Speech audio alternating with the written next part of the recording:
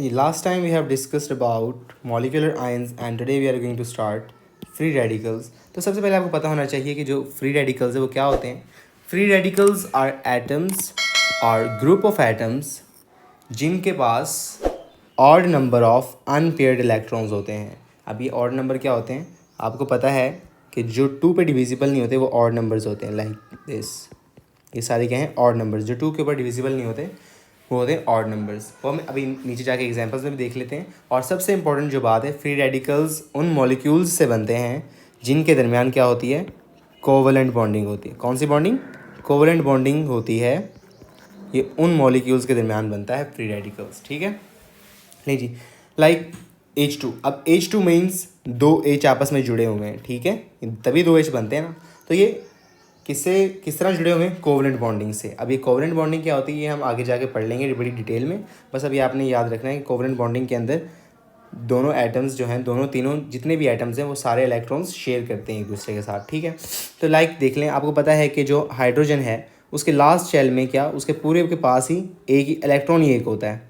ठीक है, ओके जी, एक इलेक्ट्रॉन होता है, एक ही प्रोटॉन होता है इसके पास. तो एक इलेक्ट्रॉन इनमें से कोई सा भी ले लें आप, इनमें से एक इलेक्ट्रॉन जो है, एक इलेक्ट्रॉन में से जो है वो इस हाइड्रोजन का है और एक इलेक्ट्रॉन जो है वो इस हाइड्रोजन का है. और अब कंडीशन नंबर 2 सुन लें फ्री रेडिकल बनने की.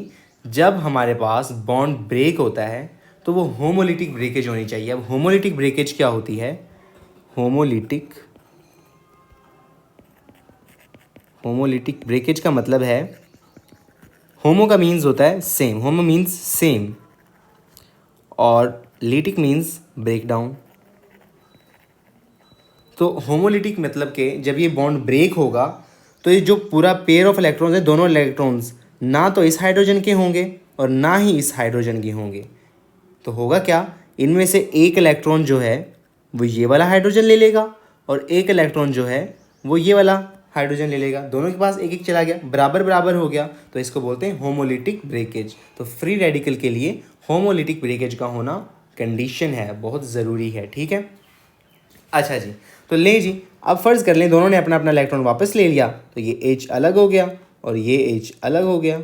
अब ये जुड़े नहीं रहे, अब अलग अलग हो गए दोनों. और फ्री रेडिकल के ऊपर ये वाला साइन आता है, ये डॉट का साइन. ठीक है, इसकी ये रिप्रेजेंटेशन है कि फ्री रेडिकल ये डॉट से रिप्रेजेंट करते हैं हम. ठीक है, लीजिए हमने हाइड्रोजन को देख लिया. अब मीथेन को देख लें.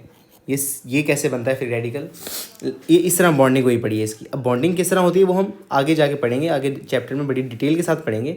यहाँ पे बस आपको ये पता होना चाहिए कि कोवलेंट बॉन्डिंग हुई पड़ी है. यहाँ पे देखो, कार्बन के और हाइड्रोजन के जो इलेक्ट्रॉन्स हैं वो शेयर हुए पड़े हैं आपस में. ठीक है, तो लेट्स सपोज मुझे इस हाइड्रोजन को रिमूव करना है. मुझे यहाँ से मुझे क्या करना पड़ेगा, होमोलिटिक ब्रेकडाउन करना पड़ेगा. होमोलिटिक ब्रेकडाउन यहाँ से कैसे होगा, लेट्स सपोज यहाँ पे 2 इलेक्ट्रॉन्स हैं, एक कार्बन का है एक हाइड्रोजन का है. तो मैं क्या करूँगा, एक इलेक्ट्रॉन हाइड्रोजन के पास चला जाएगा, एक इलेक्ट्रॉन वो कार्बन के पास ही रह जाएगा. ठीक है, होमोलिटिक ब्रेकडाउन होनी चाहिए. और होमोलिटिक ब्रेकडाउन क्या होता है वो मैंने आपको अभी ऊपर बता दिया है. तो ले लीजिए क्या बन जाएगा, ये CH3. ये कैसे है, लाइक देखें, मैं यहाँ पे आपको और डिटेल में समझा देता हूँ. ये यूं करके 4 H लगे हुए थे इसके साथ, ऐसे ही है.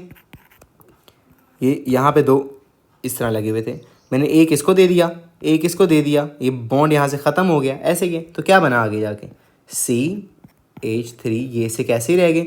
और जो एक इलेक्ट्रॉन यहाँ पे था, यहाँ पे एक इलेक्ट्रॉन था, वो मैंने इसको दे दिया, यूं करके आ गया, और H इससे अलग हो गया, H भी अलग रेडिकल बन गया. तो ये क्या बनता है, देखें, CH3 और C के ऊपर रेडिकल का साइन आ गया. तो इस तरह बनता है हमारे पास मीथेन का रेडिकल. ठीक है, अच्छा जी, अब Cl2 को भी देख लें. Cl2 के दरमियान भी कोवलेंट बॉन्डिंग हुई पड़ी है, ऐसे ही है. तो यहाँ पे देखें, एक इलेक्ट्रॉन इसका है, एक इलेक्ट्रॉन इसका है. और आपको बताऊं कि इसके लास्ट शेल में 7 इलेक्ट्रॉन्स होते हैं, मतलब कि देखें ऑड नंबर है. क्लोरीन के लास्ट शेल के अंदर 7 इलेक्ट्रॉन्स होते हैं, और जो कि ऑड नंबर है. हमने पढ़ा है कि जो फ्री रेडिकल्स बनाते हैं उनके लास्ट शेल के अंदर ऑड नंबर ऑफ इलेक्ट्रॉन्स होने चाहिए, ऐसे ही है. तो देख लें जी, अब यहाँ पे बॉन्डिंग हुई पड़ी है इनकी. तो अब होमोलिटिक ब्रेकेज करना है हमें. तो एक इलेक्ट्रॉन मैं इस क्लोरीन को दे दूंगा, एक जो इलेक्ट्रॉन है वो इनको दे दूंगा. ठीक है, तो ये क्या बन जाएगा, होमोलिटिक ब्रेकडाउन हो गया ना. एक इसने लिया, एक इसने ले लिया, बराबर बराबर हो गया. तो Cl और Cl दो बन जाएंगे, दोनों अलग अलग रेडिकल्स बन जाएंगे। इस तरह हमारे पास क्या बनते हैं, रेडिकल्स बनते हैं। आई होप कि आपको क्लियर आ गया। अब इंपॉर्टेंट नोट देख लें, free radicals are very reactive, ये बहुत ज़्यादा रिएक्टिव होते हैं, ये की पॉइंट था यहाँ पे। अब कंपैरिजन कर लेते हैं हम आइंस के दरमियान, आइंस और फ्री रेडिकल्स के दरमियान डिफरेंस क्या होता है। तो देख लें, आपको पता है आइंस के ऊपर प्लस चार्ज होता है या नेगेटिव चार्ज होता है, हमें पता है, हम पढ़ के आए हैं अभी, ठीक है। प्लस होता है तो उसको हम बोलते हैं कैटाइन, नेगेटिव होता है तो हम उसको बोलते हैं एनाइन, ऐसे ही है। जबकि हमारे पास रेडिकल्स के अंदर सिर्फ और सिर्फ ये डॉट से रिप्रेजेंट करते हैं इसको, ऐसे ही है। ओके जी, डिफरेंस नंबर 1, आगे आ जाते हैं। Formation not affected by light, ये लाइट से नहीं बनते, जो आयंस होते हैं वो लाइट से नहीं बनते, वो इलेक्ट्रॉन्स गेन या लूज़ करने से बनते हैं। जबकि जो फ्री रेडिकल्स होते हैं ये लाइट से बन जाते हैं, फॉर्म इन एयर और एंड लाइट। ये लाइट बस थोड़ी सी एनर्जी ने चाहिए होती है, ये बॉन्ड ब्रेक हो जाता है, ठीक है। थोड़ी सी एनर्जी ने चाहिए होती है, बॉन्ड ब्रेक हो जाता है और रेडिकल्स बन जाते हैं, ठीक है। अच्छा जी, अब नेक्स्ट देख लें आप। नेक्स्ट जो पॉइंट है, एग्जिस्ट इन सॉल्यूशन और इन लैटिस। हमें पता है कि जो आइंस हैं लाइक NaCl है, ये लैटिस की फॉर्म है। अब लैटिस क्या होता है, मैंने आपको लास्ट टाइम पिछले लेक्चर में बताया हुआ है, ठीक है। इस तरह करके हमारे पास ये स्क्वायर सा बना होता है, इसको हम बोलते हैं लैटिस। और यहाँ पे प्लस नेगेटिव नेगेटिव प्लस, इस तरह करके हमारे पास चार्जेस लगे होते हैं इस पूरे के अंदर। तो या तो लैटिस फॉर्म में एग्जिस्ट करते हैं, या जब हम इसको पानी के अंदर डालेंगे, पानी के अंदर डालेंगे NaCl को, तो ये Na+ अलग हो जाएगा और Cl नेगेटिव अलग हो जाता है। तो या ये सॉल्यूशन की फॉर्म में एग्जिस्ट करते हैं, ठीक है, आइंस जो हैं। जबकि जो फ्री रेडिकल्स हैं वो सॉल्यूशन के अंदर भी एग्जिस्ट करते हैं और एयर के अंदर भी एग्जिस्ट करते हैं, सॉल्यूशन के अंदर भी एग्जिस्ट करते हैं और एयर के अंदर भी एग्जिस्ट करते हैं। तो ये था आज का हमारा फ्री रेडिकल्स का टॉपिक, और बड़ा ही ईजी टॉपिक है, बस आपको कुछ की पॉइंट्स याद रखने हैं जो मैंने आपको बताए हैं। इसके अलावा इसके अंदर कुछ भी मुश्किल नहीं है। सो आई होप कि आपको ये क्लियर हो गया है, एंड इससे आगे हम नेक्स्ट लेक्चर के अंदर कंटिन्यू करेंगे।